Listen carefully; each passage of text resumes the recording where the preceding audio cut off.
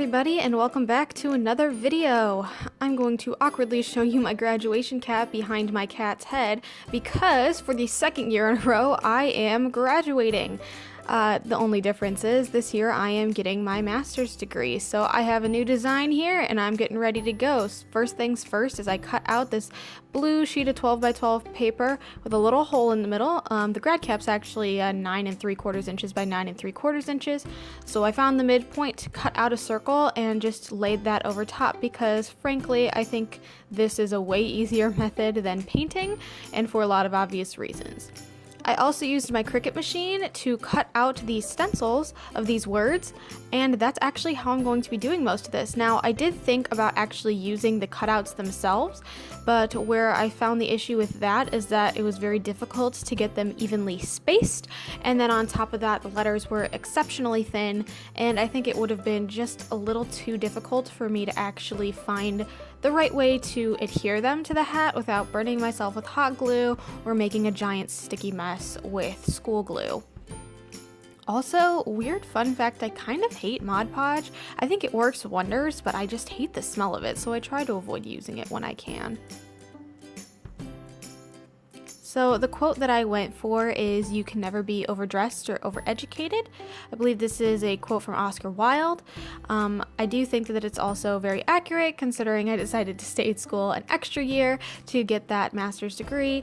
And I definitely think it was worth it. I loved having a little bit of extra education, and I really did love everything that I learned this year. For those of you wondering, my master's degree is in K through 12 reading education. My undergraduate degree was in 7 through 12 secondary English education.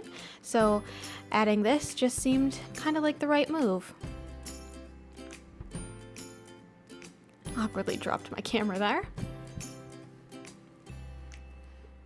The hardest part about this, I think, is I did some of the math wrong and put it together that I could have a pretty large set of letters for overdressed and overeducated, and I still kind of just barely missed the mark on that. I think the longest part of this, I definitely took 3 hours, I think, trying to set up these letters. And of course we have my cat who just loves to interrupt. But going in and stenciling them out and making sure that they looked good, and then going over all of them yet again with this felt tip pen. I believe this is one of the Papermate Flares. Going in and outlining it all over again, and then going back and filling it in later. It was just a very long and tedious process, but I do think it looked better than it would have had I just used the cutout letters.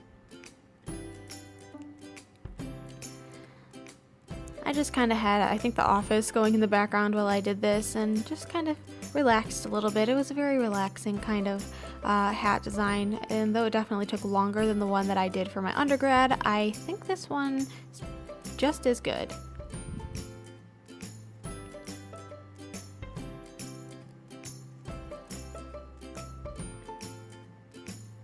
I think watching these kind of sped up versions of people drawing or filling in things is just super soothing. I don't know if any of you agree, but I'm going to leave the whole thing in here just because I think it's soothing to watch and satisfying to see it all finished towards the end.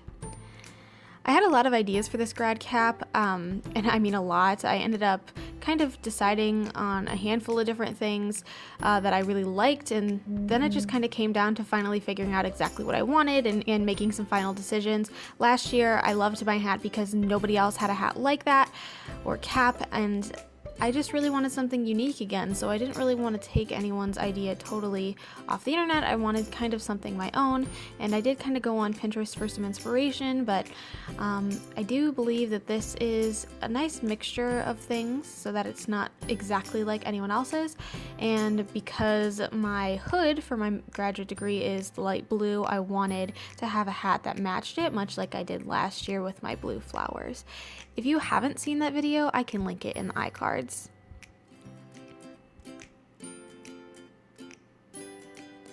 Finally getting to the end on that last D, and we can move on. The next thing I did was I got a bunch of pearls in different sizes and just kind of started gradienting them from the top to the bottom. And I did kind of cover the edges first and then kind of kind of spread them out a little bit. I wish I had a couple of larger ones, but I think it turned out looking okay anyway. I also got these little blue flowers. These are like little fabric, like silk ribbon flowers, and I'm just flattening them out and kind of adding them just to put a little bit of extra floral flair. The dress that I'm wearing is pretty floral, so I did kind of want to tie that in to the dress as well, because it's not me if it's not extra. I'm just kind of deciding where I want them, placing them in a couple different ways. It's nice that they kind of sit in between the pearls. It made this pretty easy. I wanted to do 3 on top, 3 on bottom, but I believe I ended up doing 2 and 3 instead.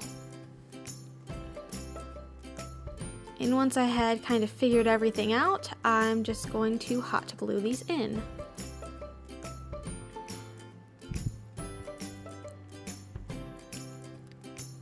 I thought the edges looked kind of plain here, and I really wanted to bring in a set of flowers. So I got this big set of, I believe, fake hydrangeas from Walmart. But as I started kind of popping them off and putting them on, I realized I just didn't really like the color all too much.